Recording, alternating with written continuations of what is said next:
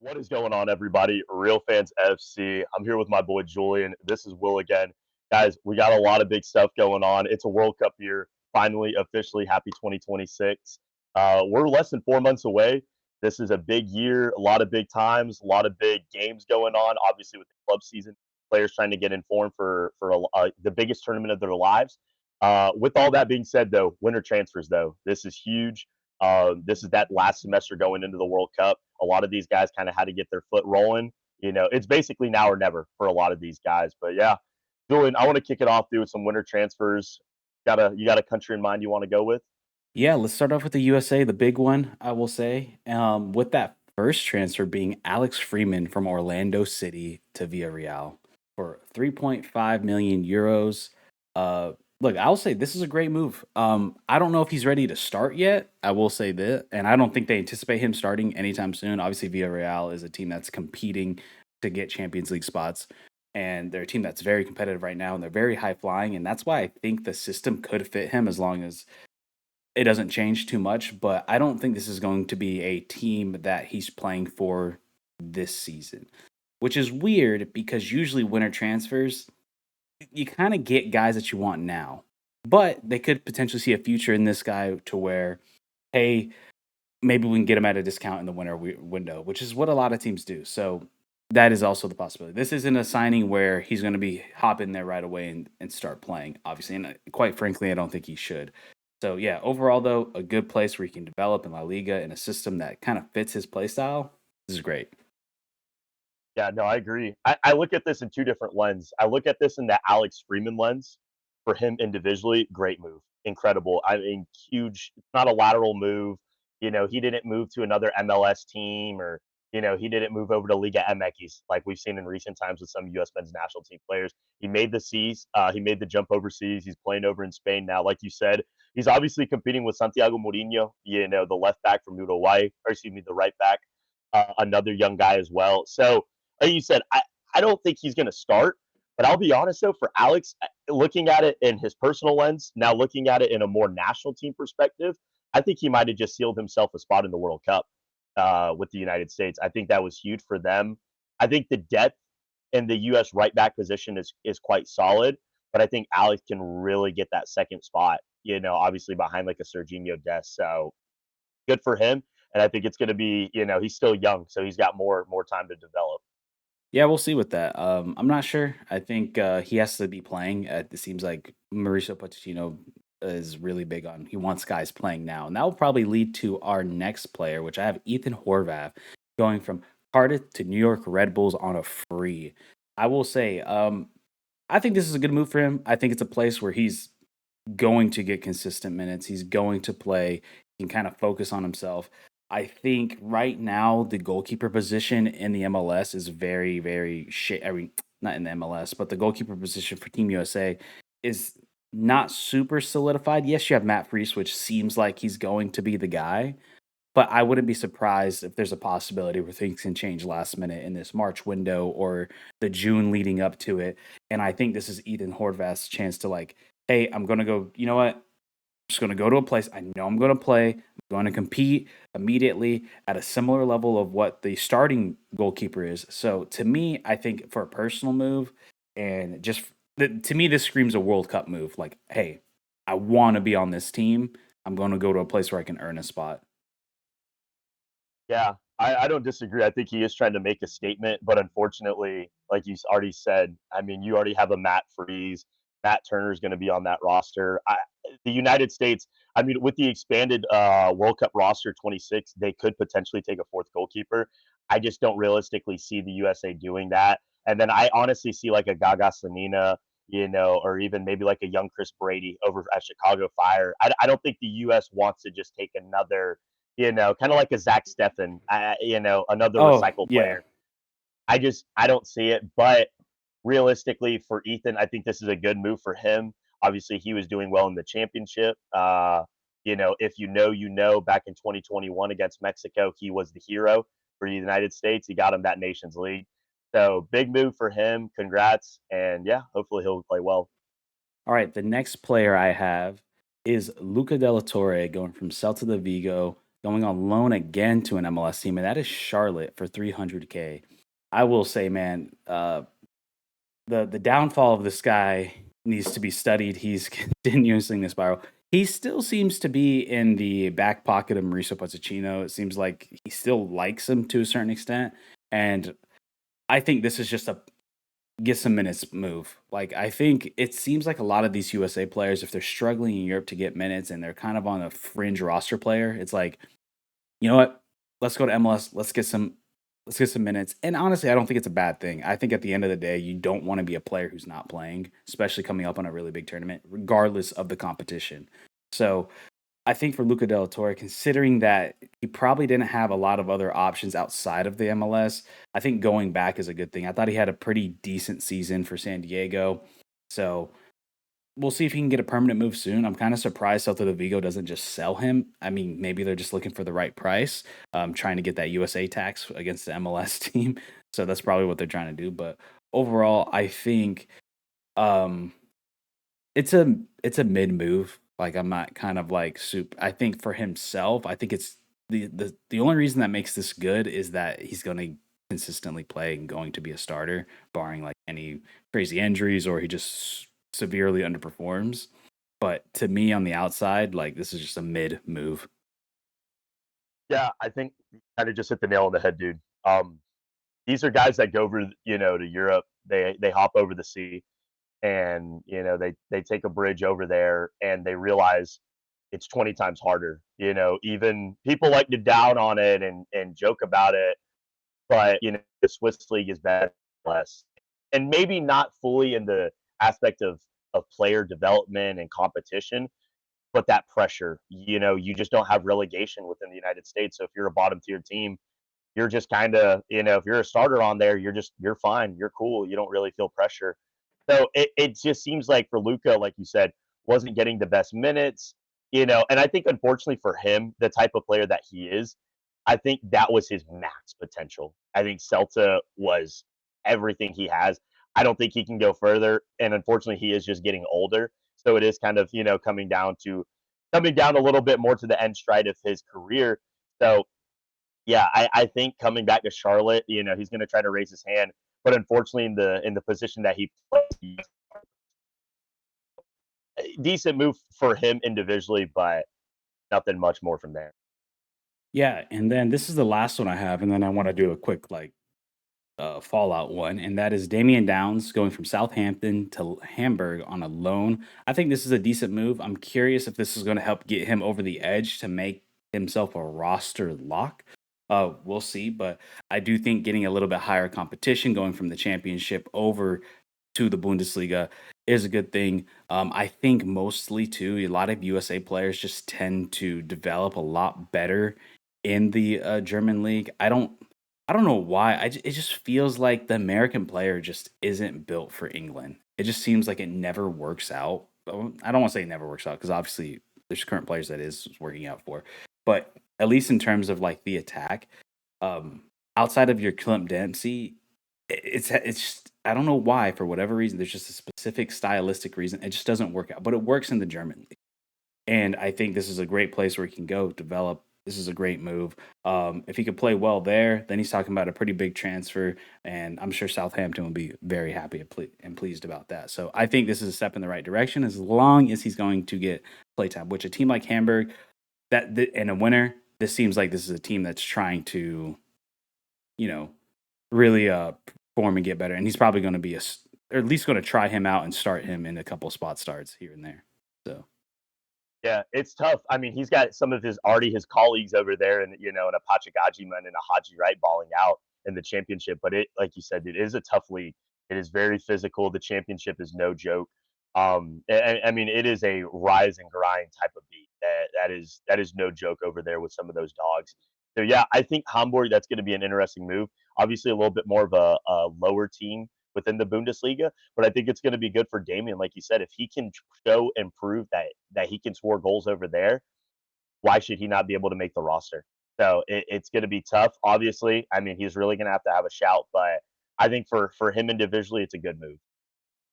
All right, and then the last one from USA. This isn't a transfer, but everybody thought it was a lock, but it didn't work out. And this is Ricardo Pepi that was supposed to go to PSV to Fulham.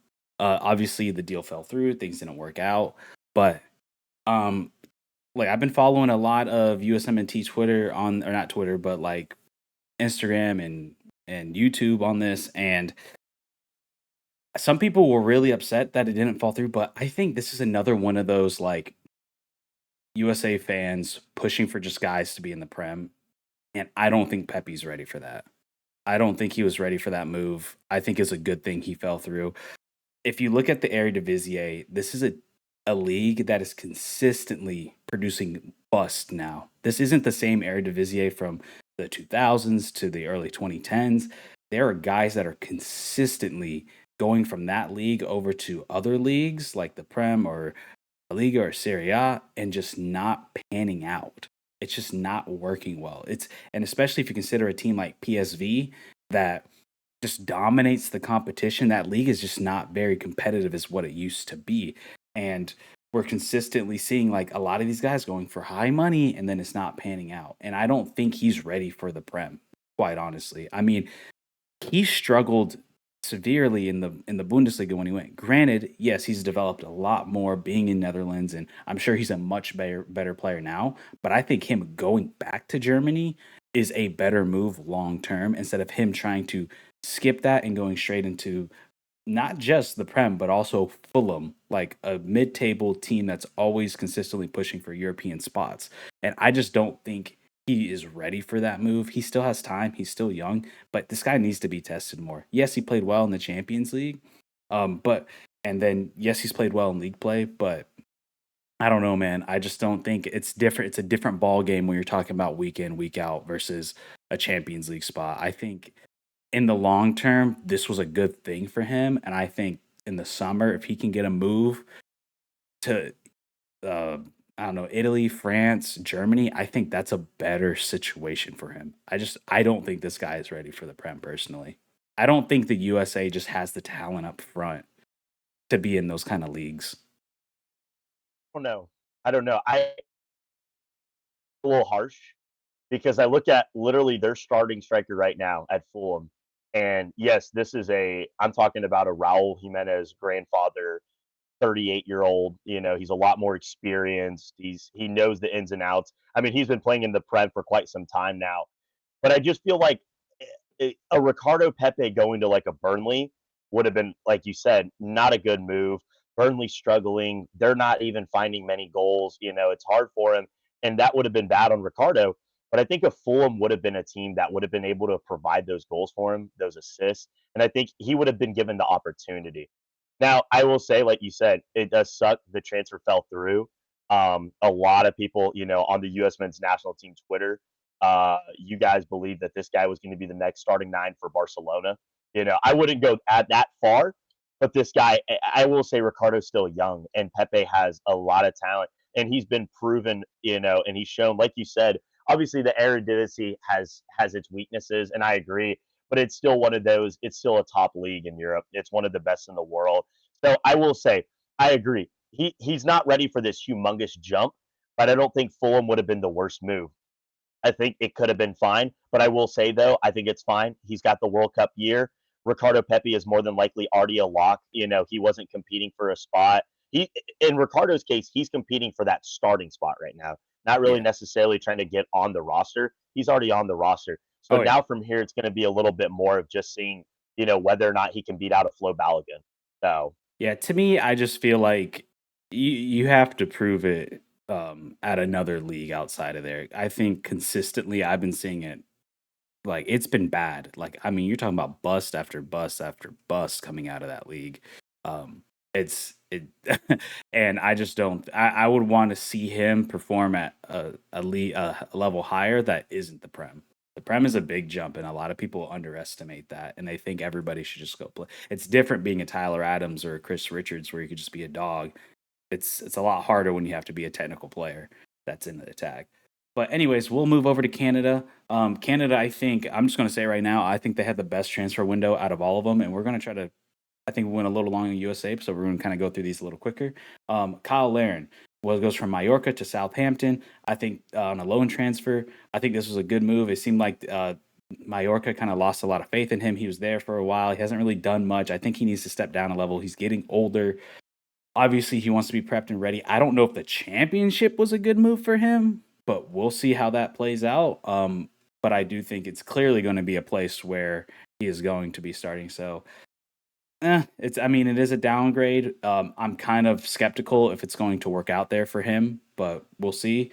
Uh, but yeah, go The, ahead on the that one. biggest worry for Kyle Lauren is his goal right now, individually as a player, he's trying to make the national team squad. Obviously the David Bros right now are kind of taking command of it. Jay David and Promise David. Kenny Oluwaseyi made the move over last summer to Villarreal, and he's been doing pretty fine, solid. So at the moment, Kyle Laren, in my perspective, is looking from the outside in right now. And obviously, we're going to get to this guy in a second, but a Jason Russell Rowe, who made the move over from Columbus Crew to Toulouse. I mean, that's another move. You have Theo Blair, you have other guys, Daniel Jebison, who already plays in the championship. Kyle Lauren is not competing against bums. He's not just, going against guys in the MLS or some dude over in Mhm. the CPL. He is going against guys that are already in Europe and playing consistently. So for him to make that World Cup spot, he's really going to have to grind it out. I agree with you. I think leaving Mallorca was good for him because he wasn't really playing. I mean, they already have Muriqi, that's getting a lot of goals for them. But yeah, if he wants to see his name on that roster, going to have a big 2020. Yep, and the next player we got is Ismail Kone going from Marseille to Susolo in the Serie A. I think I like this move. I like this move a lot. I think this is a move where it's a very technical league, especially in the midfield. This is where he's really going to be tested. I really enjoy this move for him. This is good. It's a good $10 million transfer. I know you followed him a lot more closely at Marseille than I did, but I do think going up to the Serie A, you're getting a little bit more competitive and you're getting into a place where it's a little bit more of a technical league, especially in the midfield where he's really going to be tested. And I think it's a great place for him to continue and further his technical capabilities, which I think was a little bit of his weak spots at time. Yeah. So Ismail Kone was already at this past season. He was on loan at Sassuolo. He played solid. He's been getting good minutes. When he was at Marseille, he wasn't at all. Him and De Zerbi had a fallout. Respectfully, F De Zerbi. Not the biggest fan of him, and we'll get to that later. But I don't blame Kone. He had to do the right move for him. Obviously, he's a raw.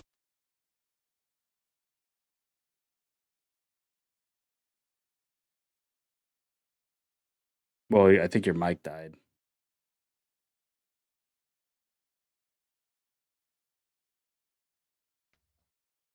Can you hear me now? Yep, I got you. Gotcha. Okay, yeah. So it's a permanent move now over to Sassuolo. So good for him. I think it's huge. It died again.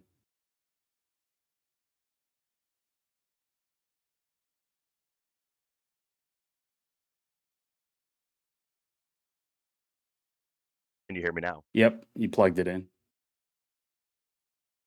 All Okay, right. cool. Basically, it's a big move.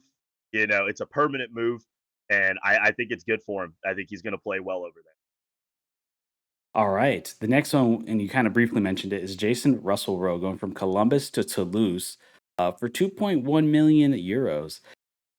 This one I'm kind of conflicted on. I'm kind of surprised as well. Obviously, like I'm a big Jason Russell Rowe fan. I really liked him at Columbus. The moments I saw from him, but I didn't necessarily feel like he was some sort of guy that was. I feel like he still has more to produce and develop in the MLS. This seems a little premature to me to go to Ligue 1. I know he started to get starting minutes towards the end of the season last year, but I don't know. Like I'm kind of skeptical if he's ready for this jump. A part of me feels like this is a move where he's gonna go and not play. As it gives me that vibe. I know this is great on paper, and I could be wrong. I will acknowledge that. It's I don't know. This is a Toulouse team. I believe they're fighting relegation right now, and I don't know if they're in a position that they want to be taking a risk on an MLS guy who isn't even necessarily like performing super well at the MLS level. I think he's shown flashes and he's looked good. So I don't know. This to me, I'm kind of surprised this even happened. I figured that he was going to be a guy that's still going to be in the MLS or maybe go somewhere like a but I feel like Jason Russell will kill it in Belgium. I don't know what's up with Canadians or just MLS selling to championship leagues all the time. This is a whole other conversation. I don't think that the move from MLS to championship works well. I think they need to stop doing that. I don't think CONCACAF players fit well in the championship personally. But yeah, I don't know. I mean, to me, I feel like obviously this is a move to try to get him like in that starting or not the starting. I don't think he's going to start on this Canadian team yet, but at least get in the conversation and get on the roster. But I just have concerns that he's going to get playing time there at Liga. Yeah, I don't know. I'm looking at the starting nine. I'm not a Toulouse ball knowledge merchant, so I know I don't follow up with these guys like crazy. But they've got an Emerson, Frank Margi, a Cameroonian, and then it's Jason Russell Rowe. And both of those guys are 26 and 27. So they're not older, but they're a little bit. Russell Rowe's 23, young blood. He's fresh. He's hungry. I'll be honest, dude. I agree. Maybe the club, it could have been a little bit of a better one, a better situation. But I will say, though, if it wasn't now, when was it going to be? And especially in Russell Rowe's case, kind of talking about Kyle Lauren, this is a guy that's trying to fight to get on that roster. Not even in the starting 11, I personally believe Russell Rowe is looking from the outside in right now. This is going to be a tough situation. It really comes down to what Jesse Marsh feels because a lot of Canadians are conflicted. Some Canadians believe they're going to take 5 strikers. Some Canadians think they're only going to take 3, and most believe it's going to be 4, and that's kind of where I fall in the middle as well. So I think for Russell Rowe, I think it's now or never if he wants to get on that roster. And yeah, he's just not getting younger, so I think it was time to make that move. Yeah, I don't know. I feel like lately a lot of these guys just haven't been panning out trying to go to these top fives. I just don't know if MLS produces a level of talent that makes people ready for that, and especially considering that unless you're just like one of the best players in the league, like Acucho Hernandez, Jason Russell Rose and Acucho Hernandez. Like, you know what I mean? And even sometimes those guys struggle.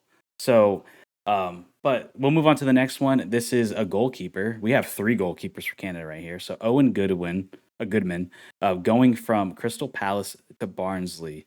Obviously, he's a dual national with Canada and England. I kind of threw this in here just as like a technically he could, but because most likely he's not going to play for England. There's a more high level chance he's going to play for Canada if he decides to go that route.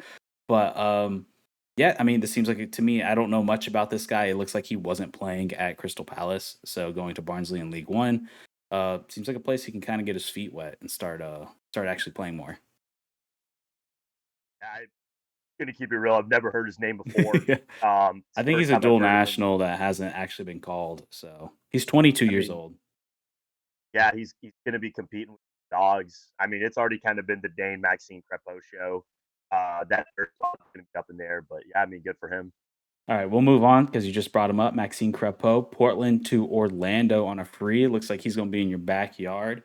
Um, Mid-level move. I don't think anything spectacular. This is just kind of a MLS to MLS move. Good for him. He's going to continue to get some minutes, but I don't. To me, this was on a free. It's kind of whatever. I mean, I think it's just good that he's playing and he's going to be playing. So there's that. Yeah, I think it's interesting because Maxine Crepeau left Portland to come to Orlando. Like you said, it's a lateral move. It's not anything crazy, too exciting. But I will say though, it's interesting because James Panamitas, who is another Canadian goalkeeper, is taking over his spot over at Portland. So I'll be honest, Maxine, I personally feel that him and we're gonna get to him in a sec, but Dane, I think they've got it kind of locked up with the 1-2 punch for the goalkeepers. But if I will say if Maxine has a horrible season and Orlando's getting slaughtered 5-0 every single game and it's just not going right, he could be in jeopardy of losing the World Cup. So if I'm Maxine, I think keep producing, keep playing, keep grinding, and don't take it for granted. Yeah, and then we'll go to Dane St. Clair. I think going from Minnesota to Miami, even though this is intra-league transfer, I do think this is an upgrade. You're going to be going to a team that is playing at a higher level and higher expectations, as well as playing in CONCACAF Champions Cup versus a Minnesota team where you can kind of get uh, kind of lost, you know what I mean? Versus Miami, even though it's MLS and it's not like the pressure is like super on, if there's any team that probably has the most pressure, it is Miami.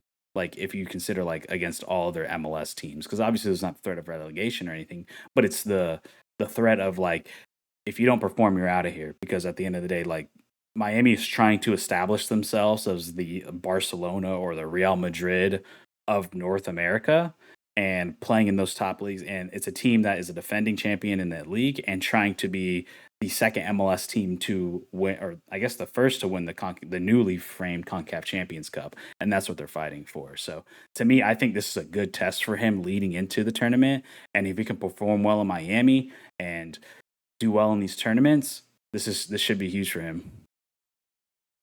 Yeah, I agree. It's definitely interesting.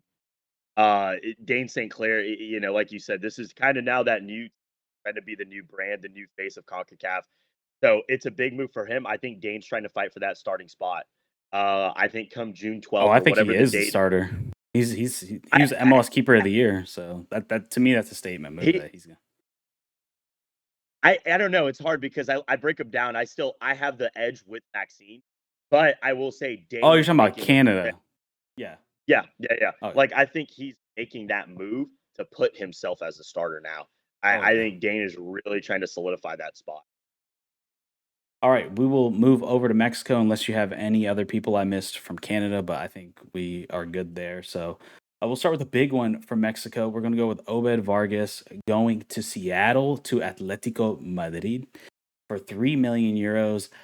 This is a good move. I am a little skeptical that look, how well this is going to turn out, but I do think Atleti, he's going to a place that fits him stylistically very well. If there's any place you want to go as a defensive midfielder, it is Atleti. Simeone produces these kind of guys consistently in and out, and he will rely on these guys consistently in and out. This is a long term play for Atleti. I do not expect him to play for Atleti this season. I do not see that happening. I don't think he makes this Mexico roster yet. I mean, he might be like a role player. I don't know if it depends how Mexico's weird right now. So it depends where they're going to position Edson Alvarez and all this stuff, or if they want to put them together, how they want. But obviously, clearly, long term, Obed Vargas is going to be the guy. I do think this is an amazing move. I think he can push. My only concern is if he's ready for that jump. It seems a little early and premature, but as long as Atleti plays it well and Atleti does produce players really well in this position, I think it works out. And he's kind of the exception here, considering especially how well he's been playing in MLS at such a young age. Yeah, I don't know. I agree with you. This is a very it's a obviously not a lateral move at all. This is a huge jump for Obed. And I will say, watching him a lot at the U20 World Cup with obviously his boy Gilberto Mora, the 17-year-old, these guys, they're some dogs. They're some actual dogs. And Mexico hasn't seen a good midfielder in quite some time. Listen, I mean, you could say an Edson Alvarez, but that's a guy that's I think he's a hit or miss. Obed Vargas is your real box to box midfielder. I think he does make the roster just because personally, I on my roster, he would make it. Obviously, you never know, like you said, with the Mexican Federation, these guys are going to look at a Luis Romo or a Charlie Rodriguez and say, yeah, let's bring him instead. So, unfortunately, I think that's against Obed. But I will say, though, if he is producing, if he is even playing minutes starting a game with Atletico Madrid, I can't see why you can't take him. I mean, this is one of the biggest clubs in the world. Like you said, he's going into a position as well. And I looked at it, Julian, the depth chart. Obviously, names like a Rodrigo de Paul are gone. You have guys like a Thiago Almada who's there. Or Koke is excuse me, not old. Almada. Uh, what? Said Thiago Almada's Koke. old. No, Koke Oh, is Koke. getting older. Oh, I thought you said Thiago Almada. Yeah, Koke, exactly. Koke is getting older. It's just this is a team that obviously another Angel Correa left as well. He made the move over to Mexico. There's a little bit of a hole. There's openings. Johnny Cordoza doesn't really seem to be finding his fit yet. That's I mean, another he one. has Yeah. good days. He has moments, but still, I think an Obed Vargas can go and compete at the bare minimum. So this is not like he's going to a position where it's just it's wrapped up and he's got no chance. So I think he's got a shot with it. Like I said, I really do rate Obed a lot. Watching him at the U20 World Cup, watching him win Leagues Cup last summer, obviously beating your boys down in Miami, Obed really he can control the midfield and he plays really well. So a good move for him. Like you said, we just got to see how it pans out. Yeah, next Mexican we have is Julian Araujo going from Bournemouth to Celtic on a loan. I like this move. I think this is a good move for him. This is a guy he was battling injuries. He kind of went from Barcelona Bay to like playing decent there to then just going to the Prem, which I thought was like a really weird move. Um, I mean, you're going from a developmental league to just the Premier League, consider, and then it wasn't like this is like a developmental league. It's not like Premier League U23 going to Premier League. Like it just seemed like a really weird jump, especially like stylistically between those two leagues and the way they play and everything. Um, so I think the Celtic move's good. I think it's a place where he can get his footing, get back in the good graces of the Mexican Federation, and get back onto the starting lineup because I do think there's an opportunity for him on to be a starter on this Mexican team. It's kind of been back and forth over there for Mexico. So I do think a good showcase in this final half of the season for Celtic will be good for him. Yeah. Araujo is one of those types of guys where unfortunately injuries have really riddled him a lot and they've been able to kind of set him back. And, he's a guy that, like you said, I think not only Mexicans, but I think a lot of CONCACAF hipsters like ourselves really rate this guy. This guy's not a bum. He is a true right back. He plays the game well, he's solid, and he can compete with some of the highest leagues in the world.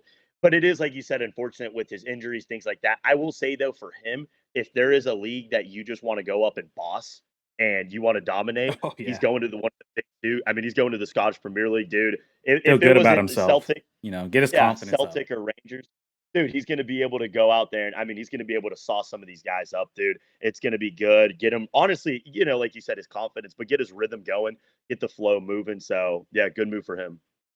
That's all I have for Mexico. Did I miss anybody Oh, you important? come on, man. Who'd I got? Gerard Who'd I miss? Berterame? Come on, man. Where's he going? What's that transfer? I didn't You're see it. I oh didn't see my that one. you're not a real Miami fan. You're not a real Miami fan. And I'd Berterame, Oh, yeah, I'll yeah. break it Let's down go. real quick for Yeah, you, go. and then I want to hear your I saw opinion. it in passing. Berterame I is saw it in passing. I don't know too much about this guy. yeah. He's making the move from Monterrey to Inter Miami. Listen, he's Argentinian. He's basically going back to Argentina. A lot of Mexicans are they're mixed about this because it's one of those. He's obviously he's committed now with Mexico. He did over the Switch Alliance. He obviously he played in Mexico all his life. He was a baller at Monterrey, and he's done quite well with them. And he's actually doing kind of decent. In that last friendly against Bolivia, he scored the only goal. The guy's got a lot of hustle. He's got a lot of fight. It's going to be an interesting move. He will be the starting nine for Inter Miami. This is a guy that's coming in there. He's not a young kid, got experience, but he's not old. So this is Bertarame's. I think this is his moment to shine. To really put it down. And I think he's a lock for the national team. But obviously he's competing against the Santi and Raul, so he's got to show up this year. All right, so we'll move on to the next team, and we'll go with Costa Rica here, with the first big transfer coming from Costa Rica being Kanai Mairi going from Saprissa to FC Copenhagen. To me, I will say I like this move a lot. This is a legacy pickup because obviously the history Costa Rica has, or Saprissa has with FC Copenhagen goes pretty deep. No, but in all seriousness, though, this is it's pretty cool to see another guy go back there. I think obviously I've seen like fans from Copenhagen as well as people from Saprissa be very happy to see another Costa Rica go back to this team, considering the amount of players that we've had go over there. I think this is a good move. I think it's a good league for him to produce and develop. He's probably not going to play this season. I don't anticipate it. Maybe towards the end, or maybe once the season's locked up, or a League Cup that they might have in Denmark. But yeah, I like this. I think to me, this is a FC Copenhagen getting a pretty good deal in the winter for this guy to play next fall. But yeah, what do you think of this move? Yeah, good for Kanai. I will say still, it is quite impressive to see Costa Rica after failing to make probably the most uh, horrific, World Cup campaign of not qualifying to be able to still make a pretty solid move over to an FC Copenhagen, a team competing in Champions League. Obviously, usually in a Europa League or a Conference And for League, a but guy still, not really starting for the national team either. yeah, doesn't play. I mean, and, he's young, so I think being able to bounce back from that, from not being able to make a really atrocious World Cup, I think is impressive for Kanai, and I think it shows a lot with them. So yeah, good move for Kanai. I think, like you said, the future's bright with him, and I think that right back position is going to be his to take. Yeah, I think it'd be interesting if they can get the two Mora and him together working pretty well. So the next move we have from Costa Rica, we have a Warren Madrigal going to Saprissa, going from Saprissa to Nashville for 425K. I like this move. I think he's been kind of been disrespected the past year about what happened in Valencia. This was a guy who balled out for Valencia Bay. He played really well over there. Valencia wanted to keep him to start for the starting role, but they were just asking for way too little. And quite honestly, I agree with Saprissa on that one. Like, as much as I would have loved to see him get bought by Valencia and push for a starting spot and work in La Liga, because I think that's a league that's really good for him. And considering like how much the fan base really liked him there and the youth ranks, he was, like I said, he was the MVP of that team and played super well. But I get from a business perspective, you have to put your foot down. That guy was worth more than 200K, and I think that's what Valencia was offering. So I think him coming back, going well, and then going to MLS, a place like we've seen with the USA and Canada, MLS is a team that will sell you if you play well, like 100%. So I think going to Nashville is a good place. It's a place where there's a spot for him. I think he starts on this team, quite honestly. I can't imagine a world where he's a backup. Nashville kind of needs the attacking prowess, and I think him playing with a Hani Mukhtar or a Sam Surridge is going to be really good for him. Guy with experience and kind of develop. I like this move a lot for him. I think this is a great move. Yeah, I think it's also. I really rate Warren Madrigal. I really like him. Out of the national team, he is personally one of my favorites. Watching him, he's got a lot of flair, he's got a lot of attack, and he's got a lot of speed. And I think Nashville is going to be a great place for him. I think it's a great fit, like you said, the attackers up front with the Sam Surridge, with the Hani Mukhtar. These are guys that are going to be able to feed him well, and they're going to play well together. I really see it being a good fit for him. Other Central Americans like Andy Nahar, Anibal Godoy, other guys have gone over there and competed and done quite well themselves. So it's going to be good to see another Central Americano going over there and competing at that level. All right, we'll go to the final move from Costa Rica. That's Juan Pablo Vargas going to Millonarios. I keep on saying two, going from Millonarios to Puebla. To me, this is a downgrade. Obviously, you're going to the top team in Colombia, competing in Copa Libertadores, competing against Atlético Nacional, like to going to a Puebla team that is, kind of a middle to bottom table Liga MX Yeah. team. Granted, it's still a more competitive league than Colombia, so that is a plus. But you miss out on some of those international tournaments that you get when you go to a Millonarios.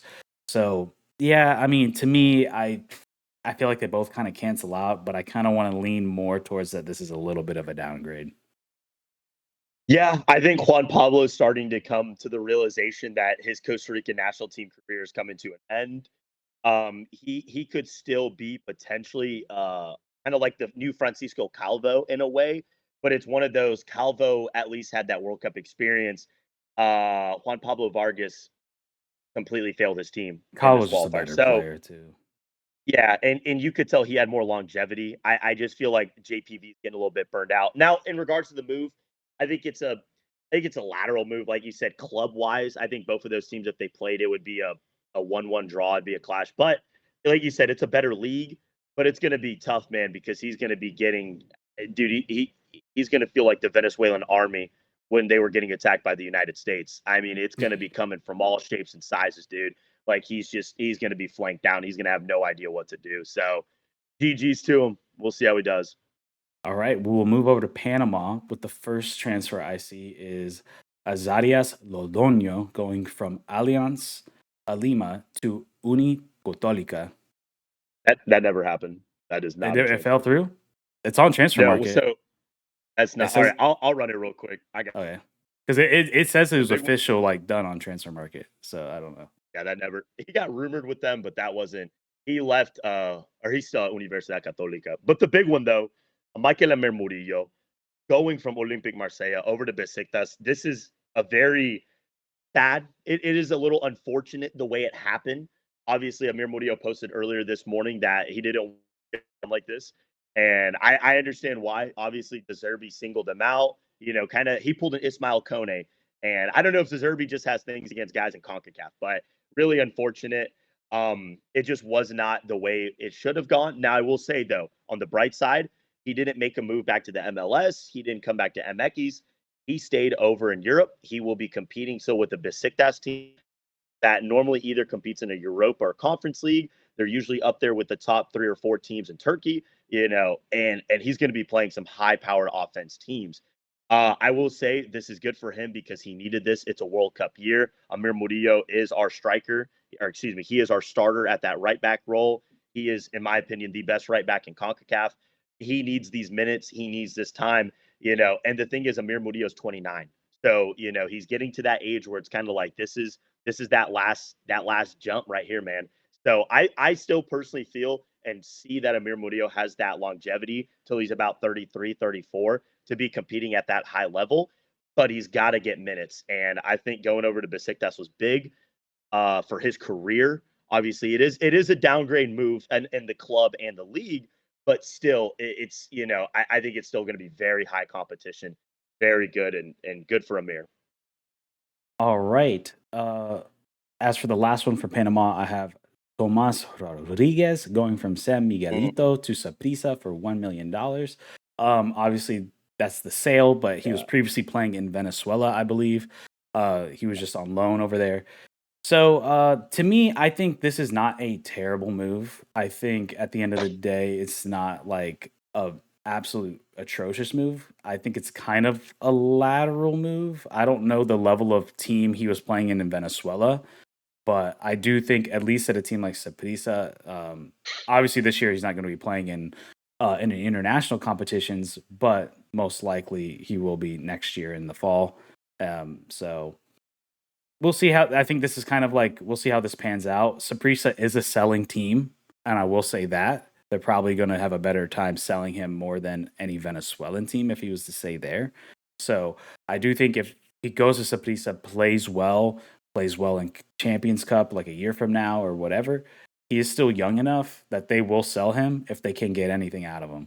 So that's the one thing with Saprissa. yeah. They will sell versus I think um trying to it's hard with these South American teams because the South American teams kind of have they kind of have a hard time selling unless you're like specific hubs of these teams. You know what I mean? Yeah, unfortunately, the thing with Tomas, there were 2 offers on the table, and like you said, he was playing over in Managas. He was the top goal scorer 2 seasons in a row in the Apertura and the Clausura back to back. This was a guy that was destined to go. I genuinely believe, and he had offers in Colo Colo in Chile, and the biggest one of all was in Olympia over in Paraguay. And that was a move that was ready to be done. It was ready to be settled. I agree with you. Listen, I don't mean any shade against Saprissa. I think they're a great club historically in CONCACAF, and they do well in Costa Rica. And obviously, we see that. But it's just unfortunate for a guy like a Tomas Rodriguez, who right now, currently also in a World Cup year, is competing against other guys to get on that roster. And Tomas not only is I don't want to say he's looking out now, but he's on that border, dude, with a young kid in a Kadir Badia playing and doing well over in Brazil, who's still trying to find his footing over at Botafogo. But it's just unfortunate he's just not he's not able to play in that Copa Libertadores. He's not competing at a higher level than he would be. And like you said, dude, he's not even playing CONCACAF Champions Cup. So Saprissa didn't even qualify for it. So it is for me I would say a lateral move. I won't say a downgrade from Venezuela, but but what he could have been and what he should have been is unfortunately the truth. It is just a lateral move. But My hopefully Tomas, like you said, can score goals and compete well. Yeah, I think this is a long term. To me, I feel like this is a long term play, and we have to see how this shakes out because I just have the fear, like for someone like him, that he ends up like a lot of other Panamanians, where you're just kind of stuck there. And I feel like going to a place like Saprissa that has consistently pushes people out. It's a like, I think it's like I said, I think there's still the story is still yet to be written, and I would just be afraid going to a place like Paraguay. You're just kind of stuck there versus like Yeah. I think going to Saprissa and then a year later, maybe you make the jump to MLS is a better route than being stuck in Paraguay for however long, 5 years or whatever. So that's kind of like to me like we'll see how things shake out. So we'll move on to Jamaica. Yeah. Oh, go ahead. Oh, Oh, you got good? what? Just one last one, real Okay, quick. go ahead. Last one for Panama. Everardo Rose. This is the guy, the beard, the man, the James Harden of our Panamanian league, making the move finally from Plaza Amador over to Universidad Católica. These guys love Panamanian. I mean, the team, they've got like five guys over there. So this is huge for him. I think this is a World Cup. He is looking outside. Rose is looking outside of the roster, but I think he's trying to get himself in there. I mean, Ismael Diaz balled out there. Fajardo balls out there. Londoño balls out there. So I think for him, this is a move to try to get himself on that roster. Will he? It's unfortunate because he's competing against like an Ismael Diaz and a Puma Luis Rodriguez and a Yoel Barcenas, who are guys that are doing well in Liga MX right now. So I think that's unfortunate a little bit with Rose. But I will say if he can ball out and he can put some big numbers up, I don't see why he couldn't get a call up. So we'll see. All right. And then if we go to Jamaica, there's only two like notable ones I kind of really want to bring up. The first one being Bailey Cadamarteri, who was a recent commit for Jamaica, I believe, but he's going from Sheffield Wednesday to Wrexham. So that's kind of a cool story for 1.16 million euros. But and then outside of that, we have Casey Palmer going from Hull City to Luton Town in League One. So yeah, I mean, nothing super notable here. I think the coolest one is seeing him go to Wrexham just for the story aspect of it, but not really much else to say outside of that for Jamaica. But Will, I don't know if you have anything else. No, nothing crazy. I would just say, yeah, like you said, I think for these guys, I think it's a now or never. Obviously, it doesn't really matter too much in the national team level because guys have probably arguably the two biggest games of their lives coming up in like what, less than a month. So, Yeah, they or got about a month they got to exactly, roll almost. now. Yeah, yeah. So they got to go now. Yeah, just get the minutes in and see what they can do till then. All right, and then I'll just kind of run through these ones real quick of some other ones I have. I know you might be a little different from me here, but I have Geraldo Becker going from Osasuna to I believe it's called Mainz. Mainz on loan. Minds. Mainz. That's a pretty good Yeah. move to me. I like that. I think staying within a competitive league and a competitive team is good for him. He's going to get some minutes. So yeah, good move. I like that. Then we also have Dante Sealy going from Montreal to Colorado for 1.6 mil. I Yeah. like this move as well. This is a Colorado team that's it looks like they're finally starting to invest and like get some players. It looks like he's going there. He's going to be instant starter. Not that he wasn't at Montreal, but I anticipate Colorado's going to be a little bit more of a competitive team this year compared to a Montreal. So I like the move. I think it was good for him. And then the last one I have is Juninho Bacuna. He is going to FC Volendam for 2.2 million euros. This is a really good move Ooh. for him going back to the Netherlands and playing in a league like that, getting ready for Curacao. So I like that's a great move. So out of all the others moves that I have for the other countries, I like the Bakuna move to FC Volendam. Yeah. But what do you Yeah, I'm got? with you, man. I like that. Just some extra ones that I had on my list, dude. I got to shout out these two guys. I looked at it. Listen, I'm not the biggest fan of him. He's a big trash talker, but I will say he gets results and he plays well. As a Darwin Loam from Guatemala is making the move over to the strongest in the Bolivian league. That's a Guatemala national team. I mean, dude, you and I, we've chopped it up before, Julian. It's Aaron Herrera and the Guatemalan domestic league, and that's pretty much it for these guys. In But to see a USL. Darwin, yeah, and I mean a couple of USL guys, and that's about it. So to see him be able to make that move over there, I think that's big. I think that's good for him. He's competing right now to qualify for Copa Libertadores. So yeah, I think it'll be good. Darwin Loam, keep on competing, playing well. The other big one I want to say is, and this is in your backyard, is a Bansi Hernandez, the Nicaraguan, moved over to Saprissa from Real Esteli. Bansi, I don't know if you've been watching much, but I've been keeping up with Tomas Rodriguez and watching Saprissa a little bit more now. Bansi Hernandez is a baller, dude. The guy is arguably the best player on the team. And I'm talking about over Tomas Rodriguez. He's a playmaker, he's a finisher, he's a developer. I mean, he is just putting all his players on the field in great positions. He's able to create stuff. I think this is big. I think this is big for Bansi. I think it's good for Nicaragua. I think it's huge in the sense of, there's already a couple Nicas over in the league right now. And, you can see that the Nicaraguans are starting to develop more over in Costa Rica. But I think it's huge and incredible to see that, not just a Bansi is able to do it at not just a lower a Santa Ana or a Sporting, but he's able to do it at Saprissa. And he's completing well. He's playing well. Obviously, we'll have to see how the rest of the year goes. But yeah, shout out Bansi Hernandez, man. All right, and I think that's it for our CONCACAF winter transfers. I think we covered a lot. Obviously, there's going to be some that we naturally miss, but we really wanted to hone in on some of the more notable ones that are going to be a little bit more game changing. So, if you guys like the content and you want to see more content just like this in terms of CONCACAF, but also just international football as a whole, we're going to be doing a large focus of the World Cup. So, we're going to be doing dozens and dozens of hours of World Cup content in the next few months, in the next couple weeks and months, all the way leading up to the kickoff. So if you want to see more stuff just like that, please feel free to like, subscribe, and we'll see you guys in the next one. Peace out, everybody.